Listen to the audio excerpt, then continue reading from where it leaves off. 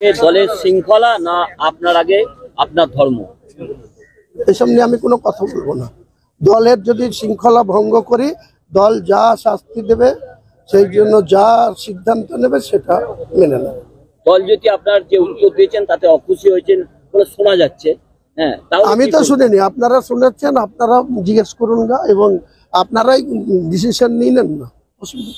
Suvendu Adhikari April মাসের 12 থেকে 13 তারিখের মধ্যে মুর্শিদাবাদ যাবেন, কি করবেন আপনি? যেদিন যাবে সেদিন আপনারা দেখতে পাবেন। আপনাদেরও অনেক এখানে, যেমন আপনারা কলকাতায় হেডকোয়ার্টারে আছেন, তেমনি আপনাদের বিভিন্ন চ্যানেলের লোক তো মুর্শিদাবাদে আছে, তারা জানতে পারবে। আপনারা তাদের ক্যামেরার মাধ্যমে কি হবে আপনি জানতে পেরে যাবেন। অপূর্ব সরকারের সঙ্গে দিব্যেন্দু অধিকারীর সম্পর্ক আছে?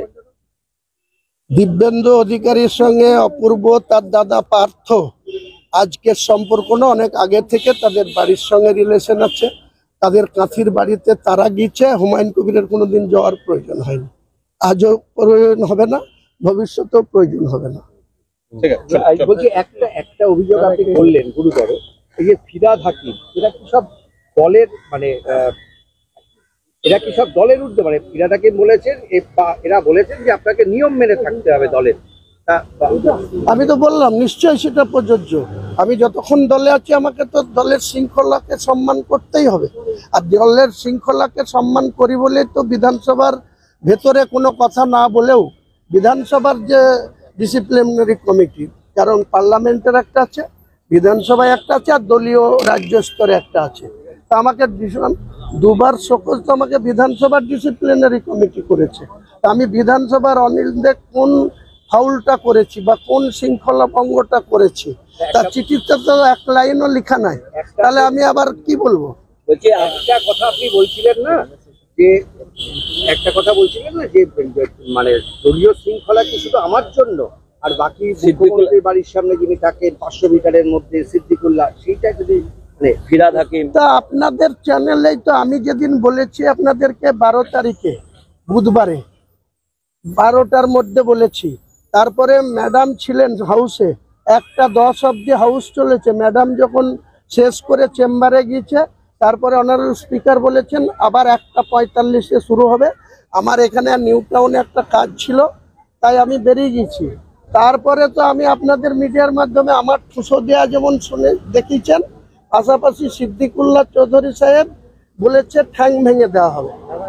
আবার পরে শওকত মোল্লা বলেছে তাকে বাড়িতে গিয়ে কিছু করে আসা হবে, বলেছে কিনা আপনাদের বিভিন্ন চ্যানেলে আমি দেখছিলাম।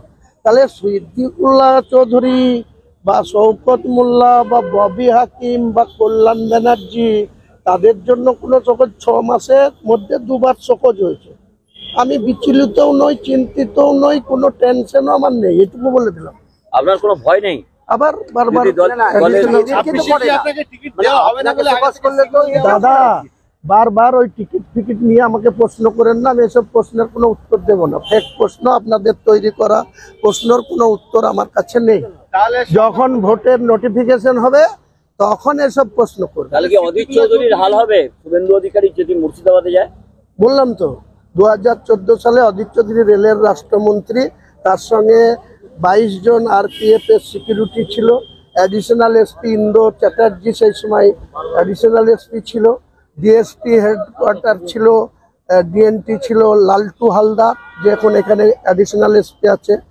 এরকম করে তাবড় গৌতম রায় সিআই ছিল, আর 4টে থানার অফিসার ছিল, পুলিশ লাইনের প্রচুর অফিসার ছিল। একটা হুমায়ুন কবির তার লোক বল নিয়ে অধীর চৌধুরীকে 2.5 ঘন্টা দুপুর 12টা থেকে 2:30টার পরে, তাও আবার মুখ্যমন্ত্রীর হস্তক্ষেপে ছেড়েছি, কোনো কারো কথাই ছাড়িনি। আচ্ছা, বলছি আরেকটা লাস্ট, সেটা যে শান্তনু মহারাজ যে তার যে ঠিক হচ্ছে সেটা আপনার এলাকায় বেলডাঙ্গাতে, কার্তিক মহারাজ, এই কার্তিক মহারাজ তার তো বেলডাঙ্গাতেই মূল জায়গা, বেলডাঙ্গায় আছে, এতে আছে, ঔরঙ্গাবাদে আছে।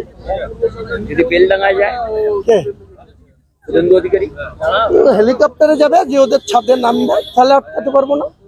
হেলিকপ্টারে গিয়ে ওখানে ল্যান্ড করতে বলবেন, ওই ভারত সেবাশ্রমের অনেক জায়গা আছে, হেলিকপ্টারে গিয়ে ওখানে নামবে, আর বাই রোড গেলে রুকবো।